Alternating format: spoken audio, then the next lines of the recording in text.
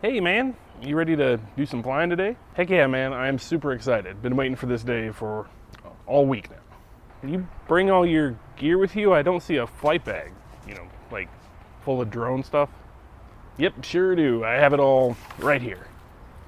Wait, is that a plastic sack? Yeah man, what's wrong with this? This is my flight bag. You don't like my flight bag? Nothing wrong with this.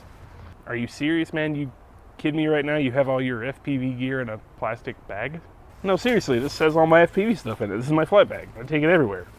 Every time I go fly, just grab this and walk out the door. How are you fitting it all in there?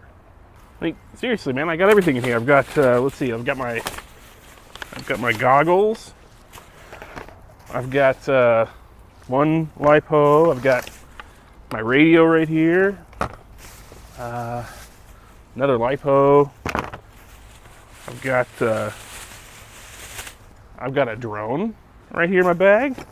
Yeah, and a goggle pack. What more do I want? It's got all my stuff in it. What's wrong with my plastic bag?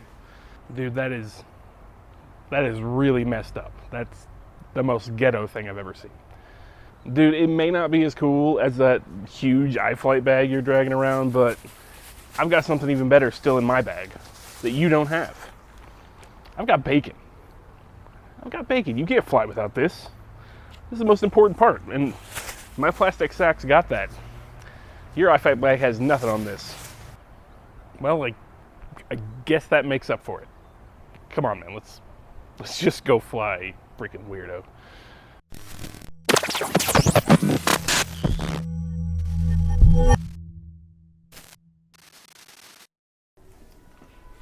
Hey everybody, I'm Bacon Ninja, and this is my FPV bag. I don't even know what this is. This sort of thing ain't my bag, baby. Just kidding, this is my FPV bag. This is the iFlight backpack. And the reason that I'm showing you my iFlight backpack is because I put a poll up on my Patreon. And the patrons over there had a little bit of a vote on what they'd like to see. And one of the options was a what's in my bag video. So today, we're gonna take a look at my sack. No, I know it's not an actual sack, but I just wanted to say it for jokes. If you haven't ever seen the iFlight bag before, this is actually a really great bag. It's got a lot of space in it. It holds 2 drones, obviously on the front. Some people might find that they could find a third. And sometimes I like to put a micro right here too. So I can normally get 3 drones on here if I want to. Plus all of my gear crammed into this thing, no problem. Now before this, I had the RDQ bag, which is a great budget bag, except for it's just a little bit small. And a lot of the seams started to rip. But I've had this bag for a few months now, and I've not even had a zipper get stuck on it. So it is a great bag, well built. It is not the cheapest bag in the world, but it does carry all my ridiculous amounts of FPV gear. And unlike the guy in the intro, I am not gonna carry it around in a plastic sack, because you shouldn't do that. And if you are doing that, I'm sorry, but I'm making fun of you right now. So to jump right into this, you can see that I strap my drones on the outside, like any other normal human being that flies FPV. If you put them on the inside of the bag, you're doing something wrong. They belong out here. If you're putting them on the inside, you probably have micros and that's fine, but mine are way too big to do that. So I've got 2 of my builds on here. This is my Mark V Perfect Freestyle build. And this is the build I was running before it that I keep as a backup. This is a Manta with very similar specs. They're both HDZero digital quads, both set up to carry my GoPro Hero 10 bones. But you're not here to see the quads, you're here to see what's in the bag. So let me take these things off and let's jump into the side pouches and see what we can find. Now that we have those pesky drones out of the way, let me open the side pouch here on what I guess would be the right side of the bag, left side? I guess it depends on how you're looking at it, but it's one of the sides of this bag, and the side pouches are pretty nice. They have this pocket here, this knit pouch with a zipper, and a couple of plastic zippered pouches. But let's just run into this and see what we got here. This is where I keep my ND filters, and these are the Camera Butter ND filters for the Hero 8 and 9. These are the kind that you twist to lock on. They have aluminum frames, and they completely replace the clear glass that comes with the GoPro, which I like because I don't want to stick something on and have it flop off, or like friction fit and have it flop off. These are perfect because they lock on and they come in a whole lot of ND levels and they are very consistent. They're very, very good filters. I use a lot of 16s. In fact, this is a whole pack of 16s. They're kind of my go-to filter, a 16. Sometimes I'll run a 32 and sometimes I'll run an 8. And at night, sometimes I'll just run the clear and let the camera do its thing. But that's where I keep the ND filters for the Hero 10 Bones. In this zipper pouch here, I have a whole lot of battery straps because I break a ton of battery straps. I don't break a lot of things on my drones, but these I break a ton of. I run double straps on everything, but somehow I fly really fast and I will have hard enough hits to just destroy even really nice battery straps. So I just keep a bunch of the cheap ones, you know, the ones that you get in the boxes from RDQ endlessly that you have no use for. That's where they go.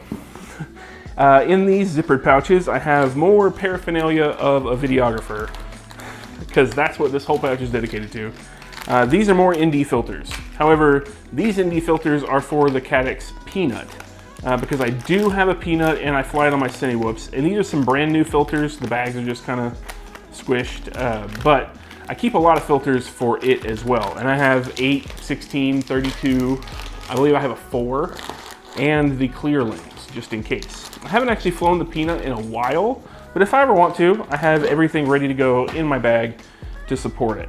In this last pouch, we just have some USB sticks, because you can never have enough USB sticks.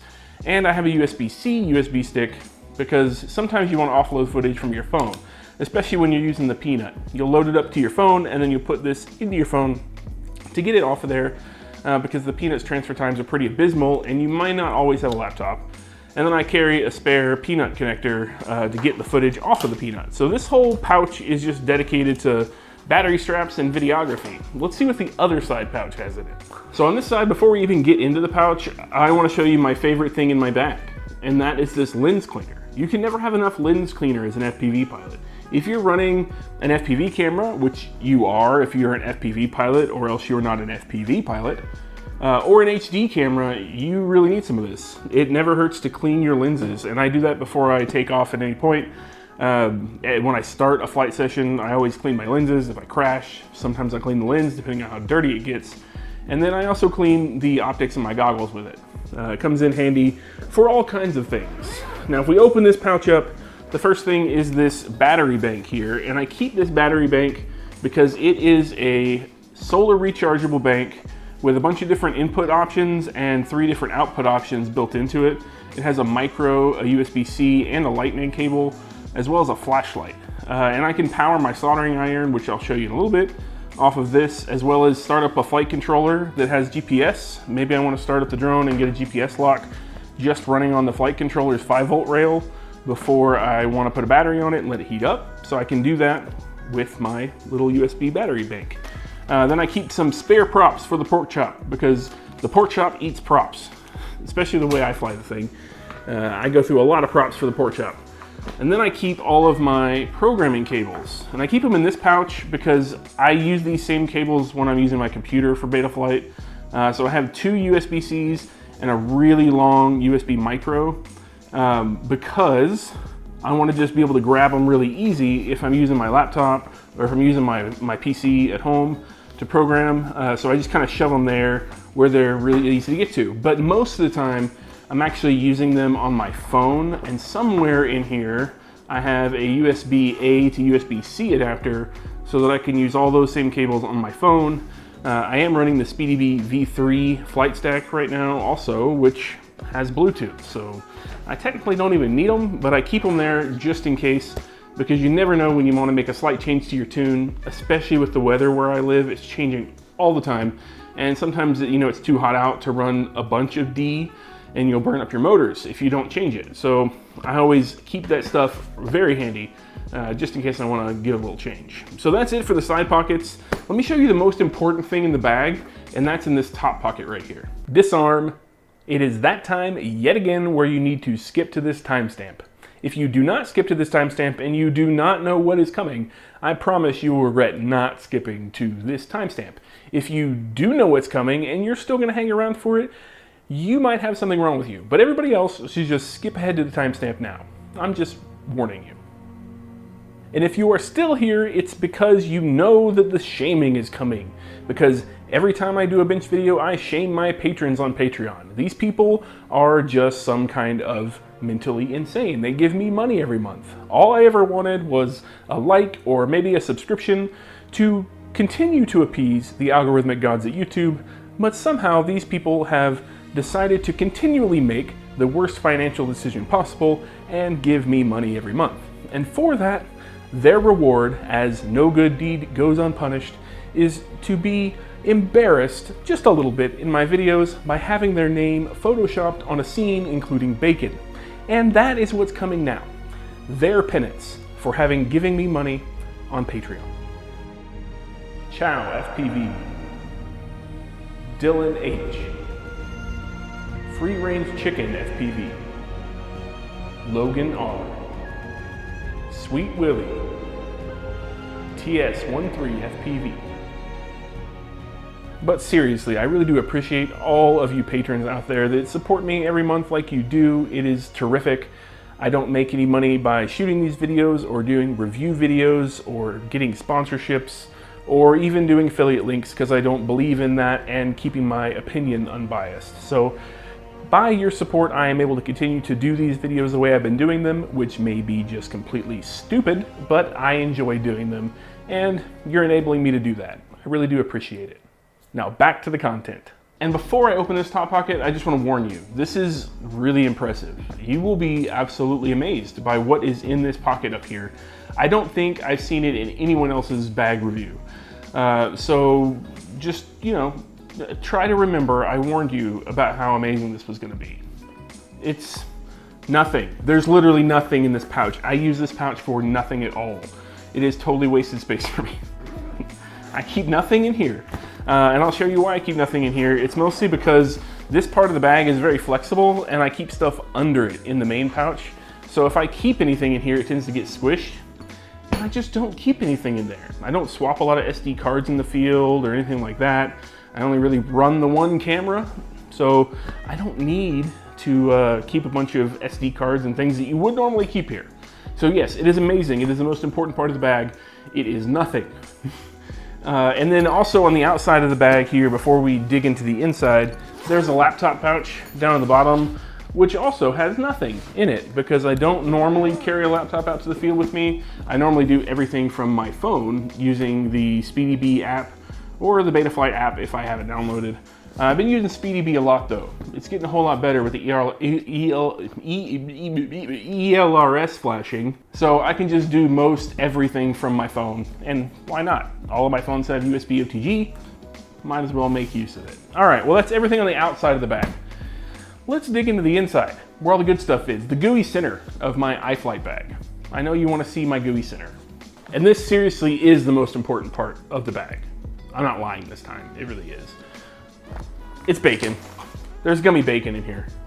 And I have the gummy bacon in here, not just because of the intro, because I found this at a store and I thought there's no way I can continue to own a name like Bacon Ninja and not purchase some of this bacon.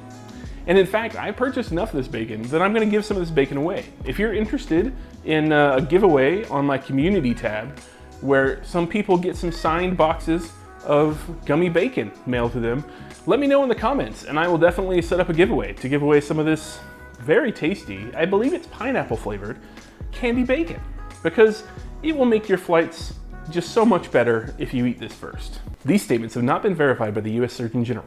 All right, so this is the inside of my bag and it is a nightmare. But that is because I have it organized the way I like it and it works for me. And although there is a bunch of room in this bag, I just carry a lot of stuff. But I'm just gonna start with the top section, which is basically goggle stuff here. I do have my strap, which is the Ethics strap, because it is a cheap and effective way to hold your radio up. I've had this strap from, I don't know, I think I was 2 months into the hobby. So this thing is 11 months old. It looks like the day I bought it. It has never once bothered me. It's a great strap, especially for the money. And then we move on to the wads of microfiber cloths, because no bag is complete without wads of microfiber cloths. This goes with that lens cleaner that I told you about earlier. Plus it acts as a little pad right here. I have a little cubby hole left in my bag from the way I have it organized. So it just kind of fills the hole in and makes sure nothing moves around. Plus it's really useful for cleaning things. And right next to that, I have my Skyzone case, which does not contain my goggles. In fact, it doesn't contain goggles at all. It contains my antennas and power cables. So this is my analog antennas, some spare digital antennas. Of course, you can use them all for the same things. They're all right-hand polarized. And the power cable for my HDZero VRX. I just keep it all in there to keep it from rummaging around in my bag while I'm carrying it. So it's a handier way to keep up with things if it's in a little case like that. And under all that, I have this little flap here that I used in a non-recommended way. It flaps up and down instead of side to side, but it's what keeps my goggles tight on the bottom of the bag, because I keep my goggles completely assembled. And this is the Skyzone 04Ls that I fly whenever I fly. They are the only goggles that I own and fly. I have the HDZero VRX on the front there, the Xair2 patches, and my Lumineer Axii 2s. That's what they are. And I leave those mounted to it all the time. So I just kind of, when I'm done, I tuck them in here real gently, but not so gently. I flip the antennas up where they're touching the side here, and then I flip this down, and it holds them in there real well. And then I set this case on top. And they don't go anywhere, and they stay fully assembled, and I can just pop them out and put them on whenever I feel like it. I also have, in the next cubby, my TX16S, which this is the Carbon Edition TX16S. I put the AG01 gimbals in it, and I put some thumb grippies on there. These are the thumb grippies that I prefer. I don't remember what the model is of those thumb grippies, but those are my preference, because I am a pincher, like anybody should be. If you're thumbing, there's something wrong with you. I'm just kidding, there's nothing wrong with you, but I am definitely a pincher. And in this, I have the Happymodel Pro ELRS module with its little bitty antenna. Yeah, really good radio. Inside of here, I also have the 5,000 milliamp hour RDQ pack made just for this radio, so I'd rarely have to charge the thing. And along with the radio, I have yet another microfiber cloth, because that's the important part of the bag. If you get nothing from this except for to throw a microfiber cloth into your bag, then I've done my job. That's all I'm saying. And then in the last pouch, I keep all of my props. And right now I have two kinds in here. I have the Vanover props that I like to fly on my 5-inch drones. And then I have some 7-inch props, these gym fans that I've been flying for the review that I'm doing on the Darwin 129. So I have a few extra sets of props because I figured 7-inch was gonna eat a lot of props. Turns out I haven't really killed any, and I've crashed it a few times. But the Vanover props that I like to fly on my 5-inch, these are 5136, and I prefer the gray, because gray is the proper color for when you're gonna show your props. You either go clear or gray so they don't really get in the way. So I go with the gray. And this bag does also have the LED light pipe thing that iFlight has, but I do not own the module for it because I was not gonna spend any money on an LED module when all I ever do is fly during the day and no one will ever see them. So rather than me just keep a LiPo in here for no good reason and a module, I decided not to, so I don't have it. Now moving on to my little toolkits, this is the first toolkit. It's my primary toolkit that I keep in my bag. And inside of here we have some spare arms. Right now I have a Manta arm, I think, in here. I need some Mark V arms, but they're in the mail. I also keep a whole boatload of zip ties because zip ties are your best friend when it comes to drones. And also in here, I'm not gonna dig them out, there's a bunch of different kinds of tweezers for use when soldering. So I have different shapes and sizes and tolerances of tweezers in here.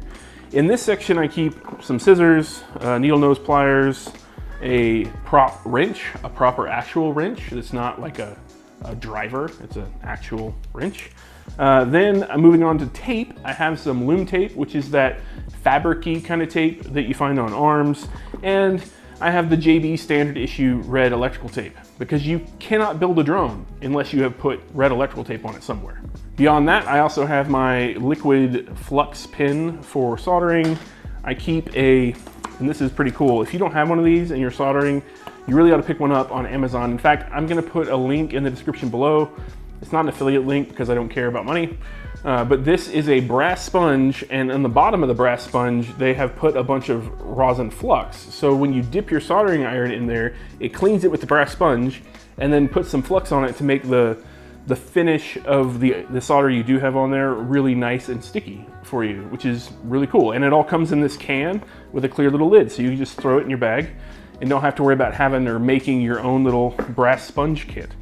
I also have a roll of solder, of course, my pine sill soldering iron, and this is the kind that has the USB-C or the barrel plug. You can use either, and I keep one extra motor. This is a Zing 2208, the motor I run on all of my 5-inch quads at this point. So I just keep one spare one in here in case I blow one up. I can solder it into the field.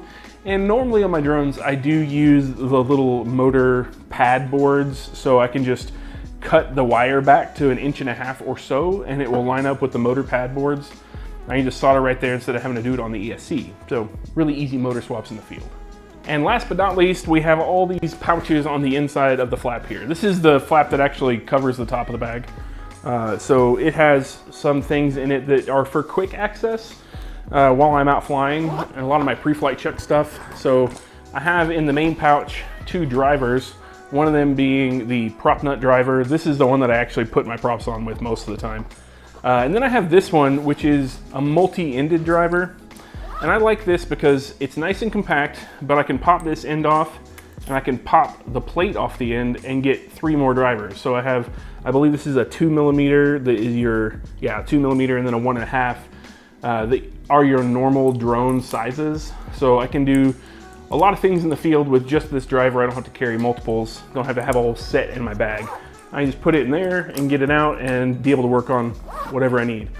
In this pouch, I have yet another USB cable because you can never have too many USB micros. They tend to break. You notice I had 2 USB-Cs and 1 USB micro on the outside. So I have 1 USB micro on the inside, just in case. And then in this other pouch, I have some extra stuff that I don't really use that much. These are some Tellenson ND filters for a GoPro Hero 5 Black, because that's the only other GoPro that I own. I own a Hero 10 Bones, I own a Hero 5 Black, and I own a Session 4. And the only one that's any good out of those is the Hero 10 Black, or Hero 10 Bones. The other 2 are good cameras, but they're just really old. And they don't have a whole lot of, different options for shooting. And, I don't use stabilization anyway, but the only camera I own with it that's a GoPro is the Bones. So that's it. That's my bag. You've seen my sack. My sack has seen you. And I hope that you've enjoyed my sack. And thank you, patrons, for requesting this video in the vote on the Patreon. More than happy to make it for you. And if you didn't know I have a Patreon, go check it out. If you want to be like those people you saw earlier, if you didn't skip to the timestamp like I warned you and you wound up stuck in the black hole that was the Patreon shaming, if you want your name in that list, maybe go check out my Patreon. I don't make any money on these videos. I don't take any sponsorships. I don't get any revenue from reviews. So every little bit helps from Patreon just to keep these videos going that are completely on my dime. So I really appreciate y'all, and thank you for hanging out with me. And until next time, stay greasy. I'll catch you later. Why did I choose to do this outdoors? What is wrong with me? It was like 70 degrees earlier, and now it's like 110 and freaking humid. I'm dumb. Should have done this inside.